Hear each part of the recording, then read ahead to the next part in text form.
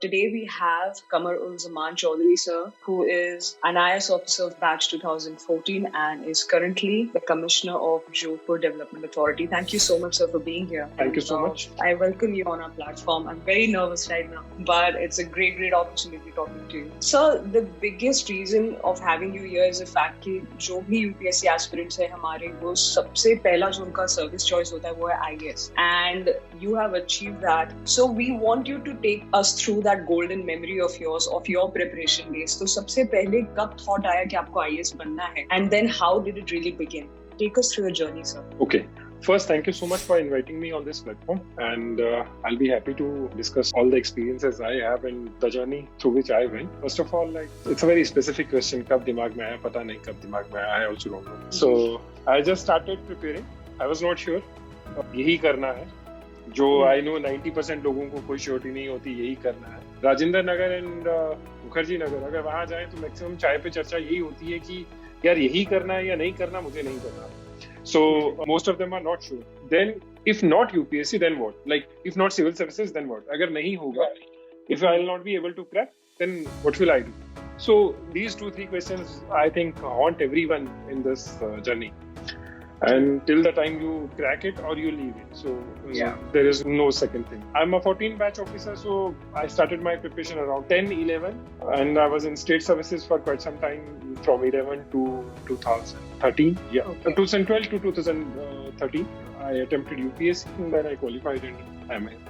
So being very specific from aspirant's perspective, I was not sure that I'm going for UPSC, or like ऐसा नहीं था कि I have to be a DM or I have to be a SP or I have to be a foreign services delegate in my life. But yes, it is a good opportunity and I should look for it. And mostly most of the Indian states, they have a culture of like government service. So this is a government service and very secure and very nice to work, and that's how it happened. Apart from that, like how it started is like I started preparing with some basics and had a discussion with some friends. So after that, I just in college itself like had some idea that what all books you need to study, like all the basic books, Lakshmikant and other polity books and geography books and like that. Yeah. So I had a basic idea, then started reading them, didn't find much interest, left it, went into a company, worked for some time, came back, thought ये नहीं हो पाएगा, so thought to attempt it again, and then we started like preparing slowly and steadily, maybe for the state services. Then once I cracked state service, it gave me a lot of confidence and lot of this belief in myself that I can do this thing. So started preparation for UPSC. So at start I'll make some things clear that few people have this thing in mind that क्या coaching बहुत जरूरी, क्या coaching जरूरी नहीं है. This basic question haunts everyone. I'll say this is very subjective. Coaching gives you a basic exposure, gives you a direction. You have that direction and exposure. Maybe you can go without it. You don't have that exposure, don't have that basic knowledge. Maybe you need to attempt a coaching. But because coaching has become a big, I'll say many players have come in. So you don't know exactly which is a good coaching or which is a bad coaching or which is a moderate coaching. I'll say if you go by my standards, I'll say that coaching which can expose you on different lines of UPSC and the civil services exam preparation is a good coaching. अब coaching घोल के मुंह में तो डालेगा, they'll not help you much, they'll not help you know things which you have to do on your own. You have to study and you have to learn things on your own. So coaching can give you an exposure. And most of the people say, ये coaching अच्छा नहीं है, ये coaching बुरा है. So why बुरा है? Because मुझे ये चीज आई नहीं. You need to study. It can't be like a class 10 or class 9 schooling. It is a preparation for UPSC. वो आपको expose करते हैं, then you need to build it up. And now it has become such a competitive exam with the help of social media and internet. In our time, internet was it was popular, but not that popular. We were the Orkut Zamana people. So information was not that easy to collect and gather. Now you have lot of websites, lot of platforms, lot of accessibility to information. So it is one and the same thing. it is easy for you to collect information, but it is becoming more competitive. Right.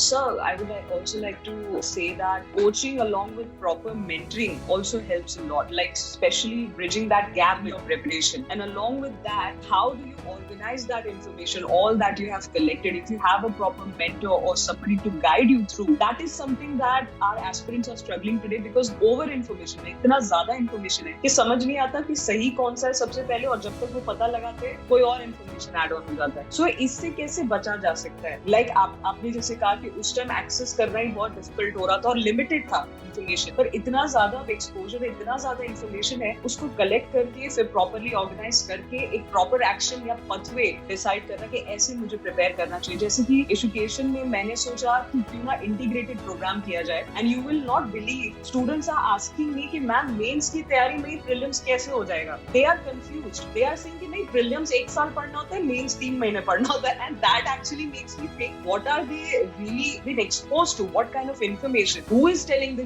them these things? क्योंकि UPSC तो आपको mains का syllabus देता है, वही आपका Bible है, वही आपका सब कुछ, आपको उसी पे अपना पूरा प्रिपरेशन आपका निर्धारित होता है. So will you please, guide them कि what is the right approach really to crack these two very important stages where their knowledge is going to be tested? See, there are two things. Like, I'll take you through a small journey. What UPSC expects from you, and why UPSC has selected this type of method. इस पे भी बहुत चर्चा होती है, चाय पे चर्चा इस पे भी बहुत होती है. ये सही सिस्टम ऑफ एग्जाम है, ये सही सिस्टम नहीं है. So I'll just take you through that thing from my perspective, like what I think about this. हमसे expected क्या है once we are on the other side of the table, we are selected, फिर क्या expected? What is expected from me is like when I'm new, when I'm SDM, or when I'm CEO Zilla Parishad, or maybe at a joint secretary or deputy secretary post in secretariat. What is expected out of me is to read a whole file, बड़ा सा, बहुत बड़ा, इतना मोटा सा file, and I need to summarize it and sum up and put it in front of my senior. Or if I am an independent officer like an SDM, I need to announce my judgment based on that इतना मोटा file, maybe 2 or 3 files of this much size. So ऐसा एक file दिन को मुझे नहीं करना है, ऐसा minimum 20 to 25 files I have to dispose. Otherwise, my pendency will go into thousands. So if I have to dispose 20 to 25 such files, जो इतना मोटा है, which जो पढ़ने के टाइम में लगता है, पढ़ाई के टाइम में, like how will I complete these books and how I'll complete these notes and assignments and everything. तो उस टाइम में ये नहीं, you don't have a choice. Like in UPSC, you have a choice. If you don't study, you will not be selected, as simple as that. But in service, you don't have that choice. If you are given an assignment, you have to deliver. You don't have a choice. So इतना मोटा file आपको, like these thick files, like you have to study and dispose 20 to 25. If you can't do 20 to 25, you are not that efficient. You have to do at least 15. Otherwise, you'll get a notice from the government or whatever. Action will be taken. And state services people, UPSC people, like civil services, IS and all, they all do. It's not only in IS, it's almost in all services, IPS, income tax, every service, like they have to study a lot. And they have to, make small notes. When I'm deputy secretary or joint secretary, my senior expects, once I asked, I was in Government of India, I asked my senior, what do you expect from me in this noting? He asked me, तुम कुछ note नहीं करते हो, you just sign and send it to me. I asked him counter question, what do you expect? He said, पूरा file पढ़ो and then make a short brief for me, what is expected from me, what decision is expected from me. That is what UPSC tests. अब UPSC तो आपको कोई file दे नहीं सकता. They can't give you a file and just tell you to read that file and get back. They can give you standard books, they can give you history, they can give you polity, they can give you geography. Read those books, they will give you some questions, write down those questions and how you comprehend things, how you understand things. That is what UPSC is testing. That is the basic thing what UPSC is testing.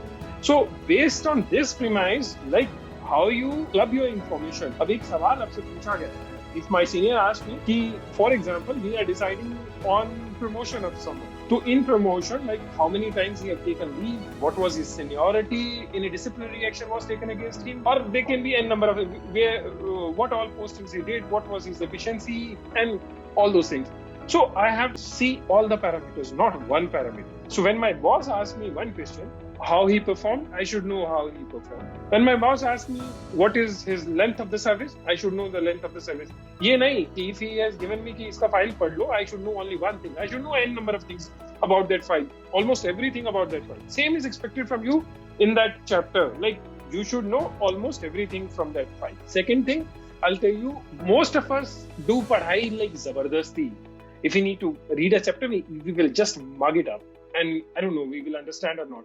But once you start enjoying those files, and once you start enjoying that chapter and that study, like what actually you are doing, and you try to relate. For example, you are reading about culture, Indian culture, and you just read on the temples of South India, like amazing architecture, amazing. And when I also went through this process, I personally found it very boring and very tedious. Like kaise karna hai.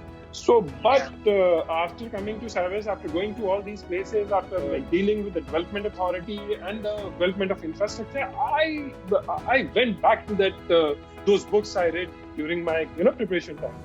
And this time I actually wanted to have knowledge about these things, and I wanted to learn about that architecture. It gave me such amazing experience and pleasure, I can't tell you. So that is how we should actually look forward towards our study. They will help you definitely later on. History, geography, everything will help you, because civil services is such a broad term and you have to do so many things that it will help you at one place or some other.